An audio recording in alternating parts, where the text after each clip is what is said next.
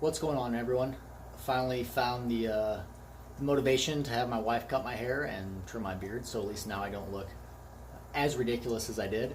And it's an unboxing day today of a rare fish. It's a good day.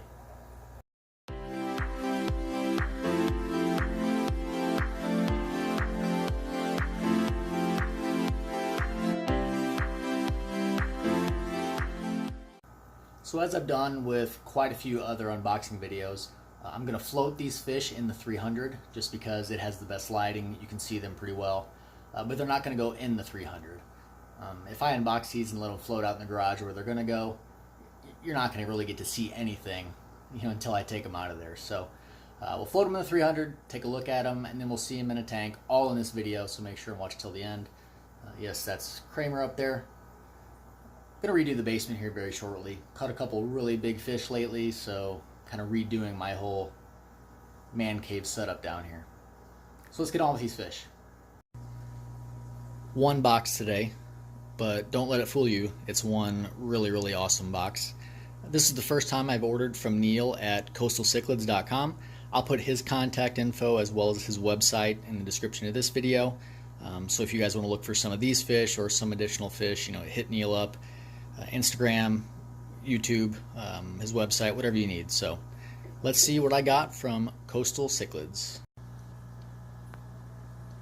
Now it is time to dig in. Bags are packed in the good old stuffing, which whether you like the stuffing or not, because it can get everywhere, it's about as good of insulation as you're going to find. So if you're ever looking to ship fish or learn to ship fish, this is a really good product to consider as part of your insulation for your bags. So let's pull out bag number one. Then I'll clean the bag off a bit and then we'll float it. You don't want this stuff in your aquarium.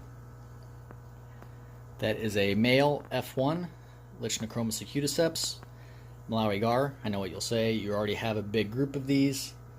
Well, I have a big group of 1 male and 9 female. If my male dies, that kind of leaves me up a creek without a paddle, so it's really nice to have a second one available as a backup. Bag number 2, you can see 15.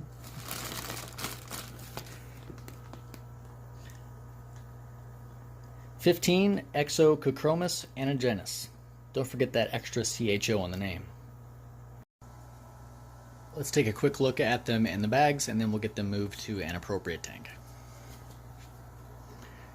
There's the acuticeps, very difficult to see in the bag as usual.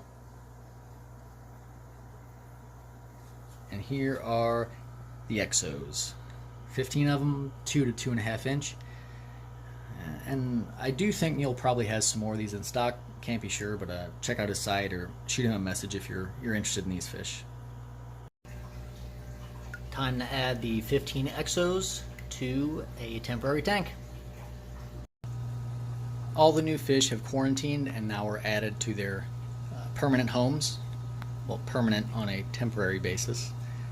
So I wanted to show them to you today.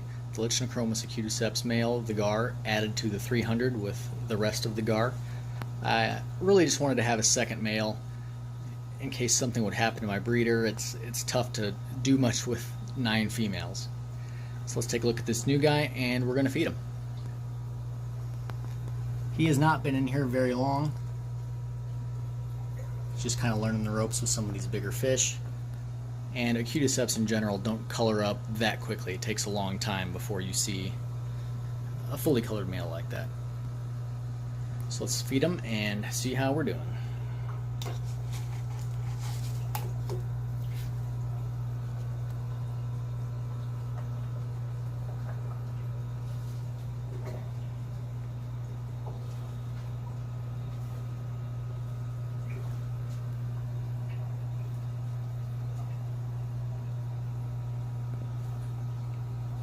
Let's check out the exos.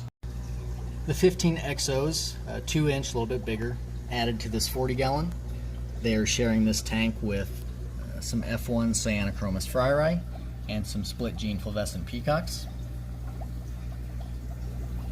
You can already see at a small size exos begin to show their yellow especially since the females turn a bright yellow also. Really looking forward to hopefully breeding these in the future and getting some fry out of them. But for today, we're just going to enjoy them and we're going to feed them.